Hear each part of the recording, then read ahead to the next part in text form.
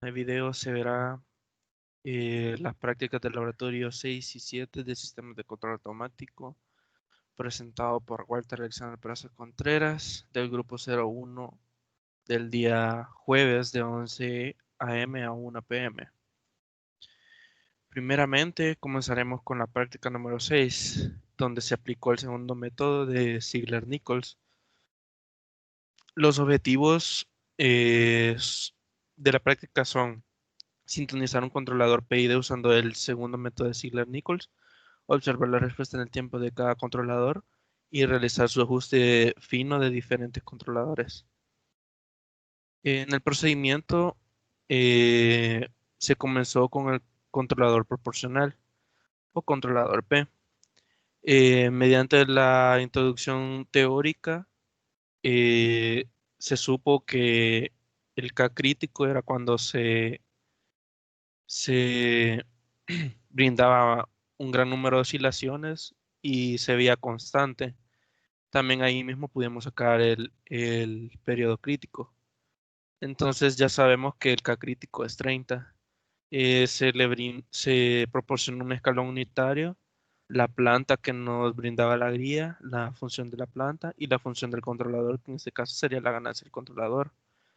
En este caso se multiplicó el 30 por 0.5 de acuerdo a la tabla del segundo método de Ziegler-Nichols.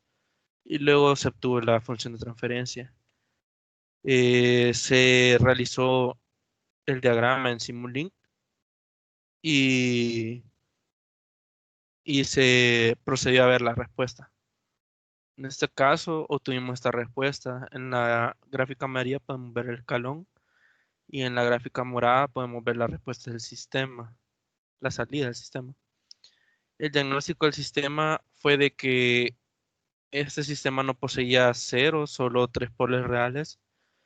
Es analizando la función de transferencia y este sistema posee un sobreimpulso del 60%, por lo que no cumple los requerimientos industriales, ya que no debe sobrepasar el 25%. No contiene error de estado estable y el sistema logra estabilizarse después del amortiguamiento, lo que cumple la parte estable del sistema. Luego pasamos al controlador proporcional e integral o PI, donde, como habíamos dicho,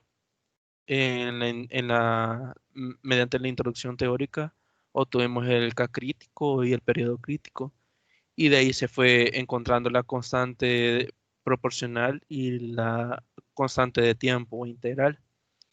Luego se halló la constante integral y se procedió a generar la función del controlador con la función de la planta y se obtuvo esta función de transferencia. Luego se procedió a armarlo en Simulink y este fue el resultado que obtuvimos. El diagnóstico básicamente es que posee un polo en cero y dos polos reales, analizando la función de transferencia, ¿verdad? Y que el sistema se vuelve un sistema oscilatorio al inicio, ya que posee muchos sobreimpulsos y estos van disminuyendo conforme la gráfica. Como podemos ver, el tiempo de estabilización es demasiado grande y no contiene error de estado estable, pero aún así no cumple el criterio de sobreimpulso industrial. Eh, Luego pasamos al controlador proporcional integral y derivativo o PID, donde se utiliza también el K crítico, el periodo crítico, se encontraron las constantes. Eh, Se procedió a armar el diagrama en base a la función, ya teniendo la función de la planta y la función del controlador. Se procedió a armar la función de transferencia y se armó el diagrama en Simulink. Luego de esto, logramos ver la respuesta junto al escalón unitario y logramos analizar de que este sistema posee tres polos reales, dos ceros y que la tendencia de la gráfica tiende a ser estable. Eh, pero el sistema posee un sobreimpulso mayor al 25%, por lo que no cumple los requerimientos industriales.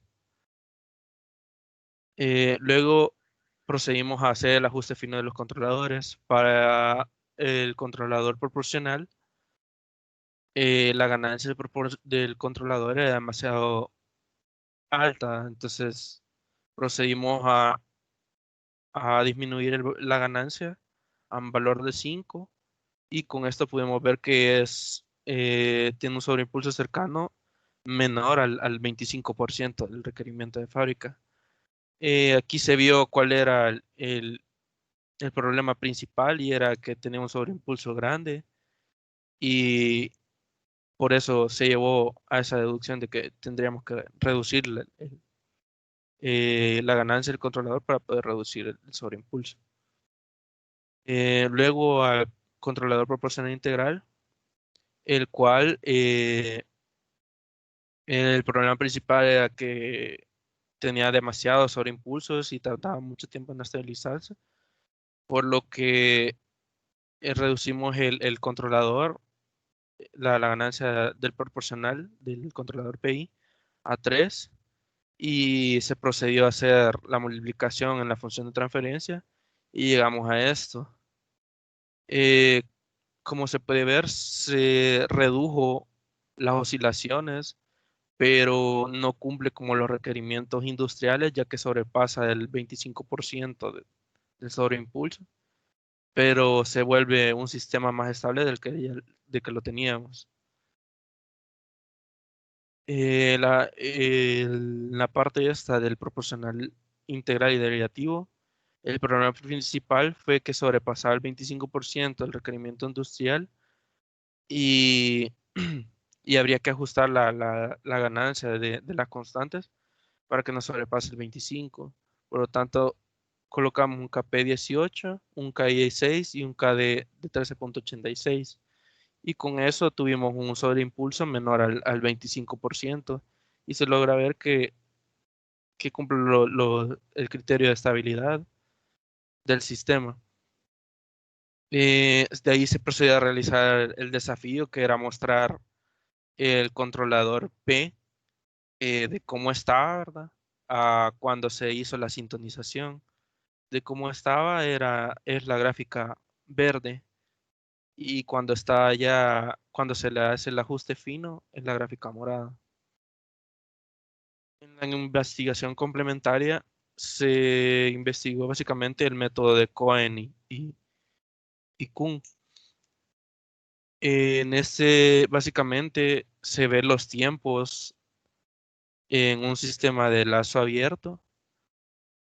Se calcula los tiempos mediante, bueno, se traza igual que el método de Ziegler-Nichols, una recta tangente, eh, y se traza estos tiempos, y al calcular esos tiempos se puede encontrar el tau sub 0 o el gamma sub 0, al igual que la constante, que sería la pendiente, básicamente. Y ya teniendo estas constantes, uno puede encontrar la constante del controlador P, la constante del tiempo del PI y la constante del tiempo del derivativo. En análisis de resultados, básicamente se armó la tabla de las características positivas y negativas de cada controlador, y es que en el controlador P puede disminuir el número de oscilaciones que, que conforme aumenta la ganancia, ¿verdad? El controlador puede disminuir el error de estado estable, que sería una característica negativa. Una característica positiva sería que el controlador elimina el error de estado estable por completo en el controlador PI. Y una característica negativa puede ser que por tener un controlador integral, los sobreimpulsos pueden aumentar. Y con eso se tiene que tener demasiado cuidado. En el PID, pues básicamente elimina el error de estado estable y tiene una estabilidad más suave y precisa a las perturbaciones. Como característica nativa, si no se realiza un buen ajuste de sintonización, el controlador se puede volver de estable a muy inestable. De ahí se realizó la tarea 6, que era básicamente mostrar el PID, la gráfica del PID sin hacer el ajuste fino, que sería la gráfica verde, y la gráfica morada, que sería ya con el ajuste fino. Y con eso terminamos la práctica 6. Con la práctica 7, que básicamente el tema es encontrar las fallas de un sistema de control automático con un controlador PID.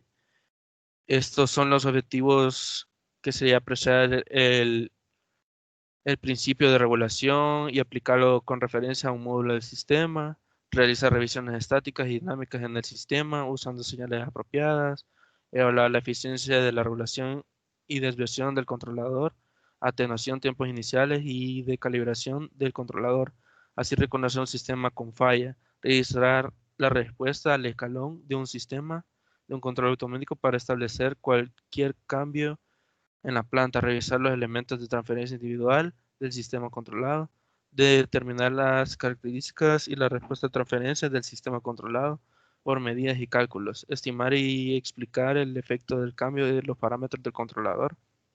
Un sistema de control automático optimizado previamente. Luego se procedió a ver el procedimiento, ¿verdad? Que era básicamente graficar las tres figuras que se nos mostraban en la práctica mediante el osciloscopio. Aquí se puede ver la operación PID sin falla de la figura 7.2 y la operación P sin falla de la figura 7.3, y esta es la operación P sin falla de la figura 7.4. Básicamente las que están en la práctica. Luego de esto se realizó a evaluar la falla, ¿verdad? Mediante este flujograma. El procedimiento, básicamente a nosotros el docente nos ingresó la falla en el sistema. En nuestro caso fue la falla número 5 y se verificó la gráfica mostrada, si era similar a la figura 7.2. En este caso se llegó a la conclusión de que no eran similares. Ya comentaba el tiempo en que se formaba el sobreimpulso, como se puede ver. Esta es la gráfica 7.2 y esta es la gráfica que se mostraba en el osciloscopio. Eh, Luego de eso se siguió el paso del flujograma y se, se colocó el interruptor del controlador en operación P, y luego se verificó la gráfica mostrada, que sería esta, a la figura 7.3, y llegamos a la conclusión de que no eran iguales. Seguimos con el flujograma. eh, si se decidía que no eran iguales, se procede a apagar el disturbio y se verificó si la gráfica mostrada era similar a la figura 7.4. Esta es la figura que se mostró y esta es la figura 7.4. Y se llegó a la conclusión de que no son similares debido a que la figura mostrada el voltaje es mayor que la figura 7.4. Posteriormente, se abre el sistema de control y se revisa el controlador P para ver si el controlador realmente está fallando. Se procede a calcular la ganancia de KP de la siguiente figura mostrada, en donde la gráfica amarilla sería los 2.8 y la gráfica de entrada sería los 2.5, que sería la verde. Y esto nos dio un valor de 0.89 de ganancia en el controlador. Y el valor correcto que se dio al inicio, ¿verdad? De la práctica es 2.72, por lo que podemos concluir que el controlador P es el que estaba defectuoso.